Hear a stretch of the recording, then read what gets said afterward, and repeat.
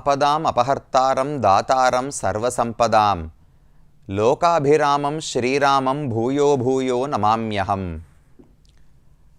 பகவான் எத்தனையோ அவதாரங்களை செய்திருந்தாலும் நமக்கெல்லாம் மிகவும் நெருக்கமான ஒரு அவதாரம், அனைவரும் பார்த்து வியக்கக்கூடிய ஒரு அவதாரம் என்றால் அது ஸ்ரீராமன்தான். இந்த உலகத்தில் அனைவரையும் ரட்சிக்க வேண்டும், தர்மத்தை உலகத்தில் நிலைநாட்ட வேண்டும், மக்கள் எப்படி நடக்க வேண்டும் என்று கற்றுக் கொடுக்க வேண்டும். இப்படி பல பிரயோஜனங்களுக்காகத்தான் பகவான் ஸ்ரீராமனாக வந்து அவதரித்தார். நாமும் அந்த ராமனோடு தொடர்புபட்ட ஒரு திவ்யதேசத்தை தான் தற்போது சேவித்து கொண்டு வருகிறோம். ராமனா? திரிவிக்ரமனோட திவ்யதேசம்தானே சேவித்து வருகிறோம். காழிச்சீராம விண்ணகரத்தில் திரிவிக்ரம பெருமான் தானே காட்சி அளிக்கிறார். ராமன் எங்கிருந்து வந்தார் என்று உங்களுக்கு தோன்றலாம். ஆனால் ராமன் இந்த ஊரின் பெயரிலேயே மறைந்து இருக்கிறார்.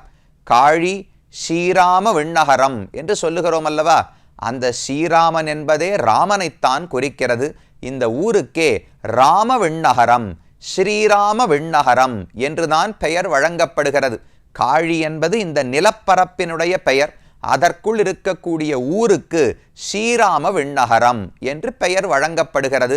அப்ப ஸ்ரீராமன் அவனோடு தொடர்புபட்ட விண்ணகரம் என்கிற திவ்யதேசம். அதனால ஸ்ரீராம விண்ணகரம்னு பெயர் ஏற்பட்டதாம். இந்த ஊருக்கும் ராமனுக்கும் என்ன தொடர்பு?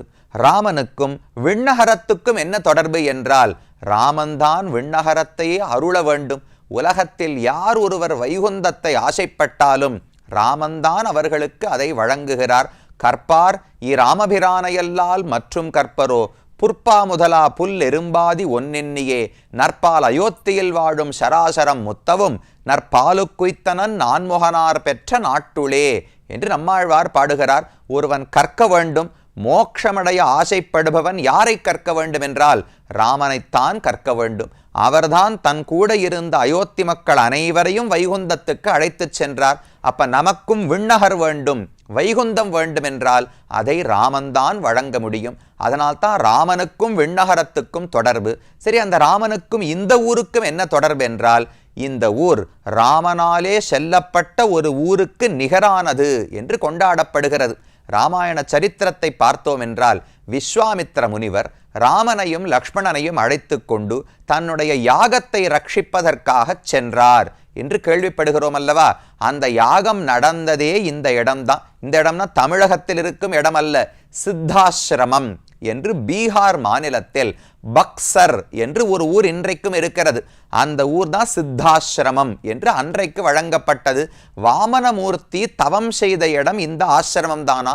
அதே இடத்தை விஸ்வாமித்திரர் தன் ஆசிரமமாக ஆக்கி கொண்டு தான் அந்த இடத்திலே யாகங்களை செய்து வந்தார். அப்ப திரிவிக்ரமனோட சம்பந்தமும் சித்தாசிரமத்துக்கு இருக்கு, ராமனுடைய சம்பந்தமும் சித்தாசிரமத்துக்கு இருக்கிறது. அந்த சித்தாசிரமம் இருந்தது பாட்டலீவனம் என்று நூல்கள் தெரிவிக்கின்றன. இந்த காழிச்சீராம விண்ணகரம் இருப்பதும் பாட்டலீவனம் தான். அப்ப இந்த ஊரே சித்தாசிரமத்துக்கு நிகரானது. ராமனை எப்படி விஸ்வாமித்திரர் அழைத்து கொண்டு சித்தாசிரமத்துக்கு போய் தன் யாகத்தை ரட்சிக்க வைத்தாரோ, அதே போல் ராமன், அந்த ராமனே இந்த ஊரிலும் காட்சி அளிக்கிறார். கோயிலுக்கு நாம் பிரதட்சணமாக வந்தோம் என்றால் கோதண்ட ராமருக்கு ஒரு அழகான சந்நிதி இருக்கிறது. மிக அழகான திருக்கோலத்தில் நடுவில் ராமர், அவருக்கு ஒருபுறம் சீதாதேவி, மற்றொரு பக்கம் லக்ஷ்மணர், ஒரு வினய ஆஞ்சநேயராக சின்ன வடிவத்தோடு ஹனுமான் இருக்கிறார். அதைவிட ஏற்றம், அருகிலேயே குலசேகர ஆழ்வாரும் இருக்கிறார். ராமனுக்கென்றே வாழ்ந்தவர், ராமனேதான் முழுமுதற் கடவுள் என்று உறுதியாக நம்பினவர் குலசேகர ஆழ்வார். அந்த ஆழ்வாரோடு கூட ஹனுமானோடு கூட கோதண்டராமர் இந்த கோவிலிலே காட்சி அளிக்கிறார். இந்த ராமனோடு தொடர்பு இருப்பதால் தான் ஸ்ரீராம விண்ணகரம் என்று இதற்கு பெயர் ஏற்பட்டது. அப்ப என்னைக்கோ ஒரு நாள் திரேதாயுகத்தில் விஸ்வாமித்திரருடைய யாகத்தை ரட்சிப்பதற்காக பகவான் சித்தாசிரமத்துக்கு போனார். வந்தெதிர்ந்த தாடகைதன் உரத்தை கீறி வருகுழுதி பொழிதரவன் கணையொன்னேவி மந்திரங்கொள் மறைமுனிவன் வேள்வி காத்து வல்லரக்கர் உயிருண்ட மைந்தன் காண்மின் என்று ஆழ்வார் பாடுகிறார். வலிமையான அரக்கர்கள் உயிரை உண்டவனான மைந்தன் ராமன் என்ன பண்ணார்? மறைமுனிவன் வேள்வி காத்து விஸ்வாமித்திரருடைய வேள்வியை ரட்சித்து கொடுத்தாரே. இதெல்லாம் நடந்தது பக்சர் சித்தாசிரமத்தில். அந்த சித்தாசிரமத்துக்கு நிகரான தலமாக இந்த காழிச்சீராம விண்ணகரம் இருக்கிறபடியாலே இங்கும் ராமர் இருக்கிறார். இதுவும் ஸ்ரீராம விண்ணகரம். இன்றும் ராமனை இங்கு சேவித்துக் கொள்ளுகிறோம். அப்ப ஒரு பக்கம் திரிவிக்ரம பெருமானாலே ஏற்றம், மற்றொரு பக்கம் ராமனுடைய தொடர்பாலே ஏற்றம் என்று இந்த ஊர் அழகாக விளங்குகிறது. இந்த ஊர் கோவிலுக்குள்ளே வந்தோம் என்றால் வாசலிலேயே சங்க சக்கர புஷ்கரணி, ரொம்ப அழகான தெளிவான புஷ்கரணி, சங்க சக்கர புஷ்கரணி. பகவானுடைய 2 திவ்யாயுதங்களின் வடிவமாக நம்முடைய பாபங்கள் அனைத்தையும் போக்கும் வலிமையோடு புஷ்கரணி விளங்குகிறது.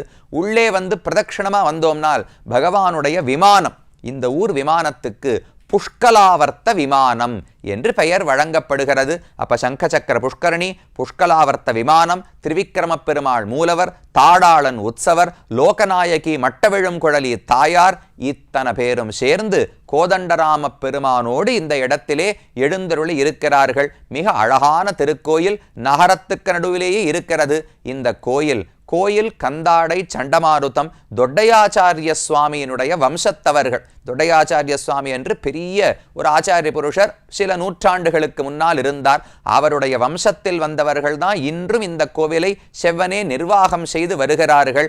பக்தர்களுக்கே பகவான் தன் கோவிலை நடத்தும் உரிமையை கொடுத்து இன்று வரை அவர்களுக்கும் மக்களுக்கும் காட்சி கொடுத்து கொண்டு வருகிறார். இந்த பெருமான் திரிவிக்ரமன்னு சொன்னா ரொம்ப பெரியவர்னு தோன்றுமொல்லியோ, ஆனால் இந்த பெருமானுக்கு பல அழகான கதைகள் உண்டு. தன்னுடைய எளிமையையும் சில இடங்களிலே காட்டியிருக்கிறார். ஒரு முறை ஆற்காட்டு தேசத்து நவாபு ஆட்சி செய்து வந்தார். அவர் வரி வசூலிப்பதற்காக சில படை வீரர்கள் இந்த பக்கம் அனுப்பினார். வரி கிடைக்கவில்லை. இந்த பெருமாள் விக்கிரகத்தை தூக்கி கொண்டு திரும்ப அரண்மனைக்கு சென்று விட்டார்கள். அங்கு நவாபினுடைய பெண், அவள் இந்த குழந்தையை இந்த பொம்மையாட்ட வச்சுட்டு பெருமாளை வச்சு விளையாடி கொண்டிருந்தாள். அப்போது பெருமான் இங்கு இருந்தவர் ஒரு சீர்காழியில் வாழ்ந்து வந்தவரான சிதம்பர படையாச்சி என்று ஒருவர், அவருடைய சொப்னத்திலும் இந்த ஊர் அர்ச்சகருடைய சொப்னத்திலும் தோன்றி நான் இந்த இடத்தில் தான் இருக்கிறேன், என்னை வந்து மீட்டுக்கொண்டு போக வேண்டும்னு கேட்டாராம். எப்படி மீட்பது? நவாபனுடைய அரண்மனைக்குள்ள எப்படி வருவதுனால் நீங்க உள்ள வர வேண்டாம், அந்த பெண் இளவரசியினுடைய மாளிகைக்கு அருகிலே நின்று கொண்டு என்னை கூப்பிடுங்கோ, கூப்பிட்டா நானே வந்து விடுகிறேன்னு சொன்னார். என்ன கூப்பிடணும்னால் திரிவிக்ரமன்னு கூப்பிடணுமா, லோகநாதன்னு கூப்பிடணுமா, நாராயணன்னு கூப்பிடுமான்னா அதெல்லாம் வேண்டாம், எனக்கு பிடிச்ச பேர் இருக்கே, வெண்ணெய் உண்ட தாடாளன், தவிட்டுப்பானை தாடாளன் என்று அழைக்க வேண்டும்னு பகவான் சொன்னாராம். அதென்ன தவிட்டுப்பானை தாடாளன்? தவிடு போட்டு வைக்கிற ஒரு பானை. அந்த பானைக்கு இந்த பெருமானுக்கும் என்ன சம்பந்தம்?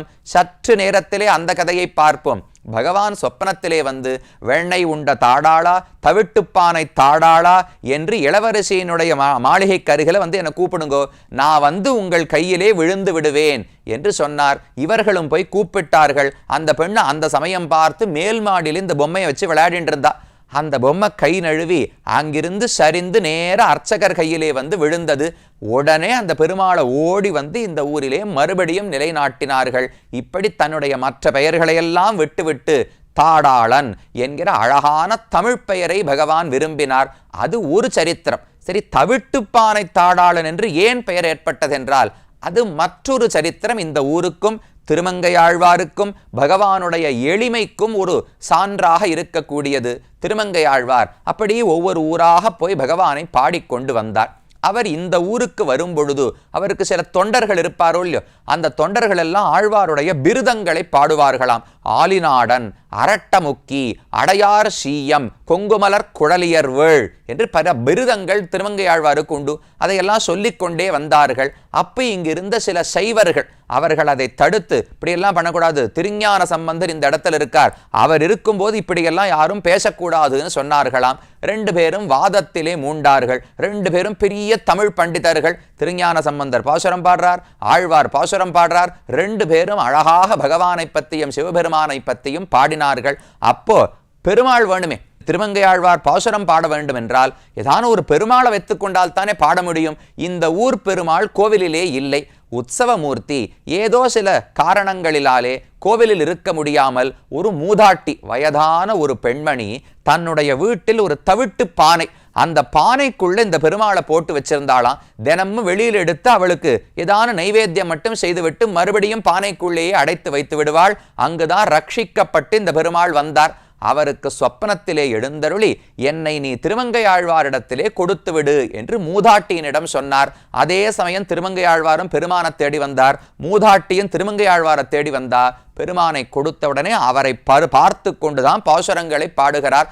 அப்ப திருஞான சம்பந்தர் சொன்னாராம், ஒரு குரல் பாடும், குரல்னா சின்ன ஒரு 1.5 அடி 1.25 அடின்னு சொல்றோம் இல்லையோ, அதை போல குரல் பாட வேண்டும்னு அவர் சொன்னார். திருமங்கையாழ்வார் பார்த்தார், செய்யுள் குரலாக இருப்பது அப்புறம் இருக்கட்டும், பெருமானே குரலனாகத்தான் இருக்கிறார், வாமனமூர்த்தி குரல் பெருமாள் தானே, அவனை பற்றியே பாடுகிறேன் என்று 10 பாசுரங்கள் பாடத் தொடங்கினார். பெரிய திருமொழியினுடைய 3ஆம் 10 4ஆம் திருமொழி 10 பாசுரங்கள் இந்த ஊருக்காக பாடினார். ஒரு குரலாய் இருநிலம் மூவடிமண் வேண்டி உலகனைத்தும் ஈரடியால் ஒடுக்கி ஒன்னும் தருகையனா மாவலியைச் சிறையில் வைத்த தாடாளன் தாள் அணைவீர் தக்ககீர்த்தி அருமறையின் திரள் 4 வேள்வி 5 அங்கங்கள் அவையாரும் இசைகளேழும் தெருவிழ்மலியும் விழாவளமும் சிறக்கும் காழி ஸ்ரீராம விண்ணகரே சேர்மின் நீரே. இதான் முதல் பாசுரம். காழி ஸ்ரீராம விண்ணகரம் சேர்மின். எல்லாரும் அந்த ஊருக்கு போங்கோ, போய் இந்த பெருமான் திருவடிகளை அடைய வேண்டும்னு சொன்னார். அவர் யார் அந்த பெருமான்? ஒரு குரலாய், இவருக்கு நிகரா வேறு ஒரு வாமனன் கிடையாது. ஒரு குரலாய் இருநிலம் மூவடி மண் வேண்டி, இந்த பெரிய பூமியில் 3 அடி மண்ணு வேணும்னு தான் யாச்சித்து பிரார்த்தித்தார். உலகனைத்தும் ஈரடியால் ஒடுக்கி, வாங்கினது 3 அடி, ஆனா 2 அடியில உலகம் அனைத்தையும் அளந்து விட்டார். ஒன்றும் தருகையனா, மகாபலியை இன்னும் ஒரு திருவடிக்கு எடத்த கொடுன்னு கேட்டுக்கொண்டு மாவலியை சிறையில் வைத்த தாடாளன் தாள் அணைவீர். மகாபலியை பாதாளத்தில் சிறை வைத்தாரே, அந்த தாடாளனுடைய திருவடிகளையே நீங்கள் அடைய வேண்டும். இந்த ஊர் பெருமையை பத்தி சொல்றார். தக்ககீர்த்தி அருமறையின் திரள் 4 வேதங்களும் வேள்வி 5 பஞ்சமகா யஜ்ஞங்களும் அங்கங்கள் அவை 6 சிக்ஷா வியாக்கரணம் சந்தசு நிருக்தம் ஜோதிஷம் கல்பம் என்று வேதத்துக்கு 6 அங்கங்கள். இவை அனைத்தும் ஓதப்படுகின்றன. இசைகள் 7 சப்தஸ்வரங்களும் இசைக்கப்படுகின்றன. விழாக்களுடைய ஒலி பூண்டிருக்கிறது. அப்பேற்பட்ட காழி ஸ்ரீராம விண்ணகரத்தை அடைமின் சேர்மின் நீரே என்று தொடங்கி ஆழ்வார் பாடினார். 1 2 3 4 5 6 எவ்வளவு எண்ணிக்கைகளை அமைத்து ஒரு பாசுரத்தை பாடினார். இந்த 10 பாசுரங்களுக்குள்ளே தசாவதாரங்களையும் அமைத்து பாடினார். இவருடைய கவிதாச்சாரியத்தை பார்த்தவுடனே ஞான சம்பந்தரே இவரை கொண்டாடி 4 கவி பெருமாள், சதுஷ்கவி பெருமாள் என்று பெயர் வழங்கினாராம். தன் கையில் இருந்த ஒரு வேல், அந்த வேலையும் திருமங்கையாழ்வாருக்கு பரிசாக கொடுத்து, நீர் எத்தனை விருதங்கள் சொல்லிக் கொண்டாலும் தகும், உண்மையிலேயே உம்முடைய தமிழ் அவ்வளவு உயர்ந்ததுதான், பகவானை நீர் ஆசையோடு பக்தியோடு பாடுகிறீர், உமக்கு விருதங்களை நிறுத்த வேண்டாம், பாடிக்கொள்ளலாம்னு தெரிவித்தாராம். அதனால தான் திருமங்கையாழ்வார் இந்த 10 பாசுரங்கள் முடிக்கிறாரோ இல்லையோ, பொதுவாக முடிக்கிறச்சே தன்னை பற்றி சொல்லிக் கொள்வார். ஆலிநாடன், நான் திருவாலியிலே பிறந்தவன், இல்லை நான் தான் இந்த அரசன், ஏதோ ஒன்று சொல்லிக் கொள்வாரோ இல்லையோ. இந்த பாசுரங்களின் முடிவில் மட்டும் தனக்கு இருக்கிற எல்லா விருதங்களையும் சொல்லிக் கொள்ளுகிறார். ஏன்னா சொல்லிக்கொள்ளக்கூடாதுன்னு ஞான சம்பந்தர் சொல்லி பிறகு சொல்லிக் கொள்ளலாம்னு தெரிவித்தாரோ இல்லையோ. கடைசி பாசுரத்தை பாருங்கோ. செங்கமலத் தயன்னனைய மறையோர் காழி ஸ்ரீராம விண்ணகரன் என் செங்கண் மாலை அங்கமலத் தடவயல் சூழ் ஆலிநாடன் அருள்மாரி அரட்டமுக்கி அடையார் சீயம் கொங்குமலர் குழலியர்வள் மங்கவேந்தன் கொத்தவேல் பரகாலன் கலியன் சொன்ன சங்கமுகத் தமிழ் மாலை 10 வல்லார் தடங்கடல் சூழ் உலகத்து தலைவர் தாமே.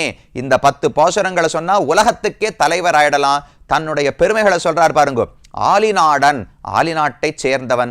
அருள்மாரி, பக்தர்களுக்காக பாசுரங்களையே மழையாக பொழியக்கூடியவன். அரட்டமுக்கி, யாரெல்லாம் விரோதிகளோ அவர்களை அமுக்கக்கூடியவன். அடையார் சீயம், விரோதிகளுக்கு சிங்கம் போல சிம்ம சொப்பனமாக இருப்பவர். கொங்குமலர் குழலியர்வள், பெண்களெல்லாம் ஆசைப்படும்படிக்கு அழகான வடிவத்தை உடையவர். மங்கை நகருக்கு வேந்தன், கொற்றவேல் உடையவர். பரகாலன், 8 விருதங்களை சொல்லிக்கொண்டு இப்படிப்பட்ட நான் பாடின பாசுரங்களை சொல்லி தாடாளனை சேவித்தீர்கள் என்றால் பகவானுடைய ஒருபுறம் பெருமை, ஒருபுறம் எளிமை. உலகத்தையே அளந்தவர், ஆனால் தவிட்டுப்பானைக்குள்ள அடக்கி வைக்கப்பட்டிருந்தார். இந்த இரண்டையும் சேர்த்து தெரிந்து கொண்டோம் என்றால் உலகத்துக்கு தலைவர்களாகவே ஆகலாம் என்று ஆழ்வார் பாடினார். நாமும் இந்த பெருமானை சேவித்துக் கொண்டோம். இனி அடுத்த திவ்யதேசம் திருநாங்கூர் திவ்யதேசங்களை சேவிப்பதற்கு நகர்வோம்.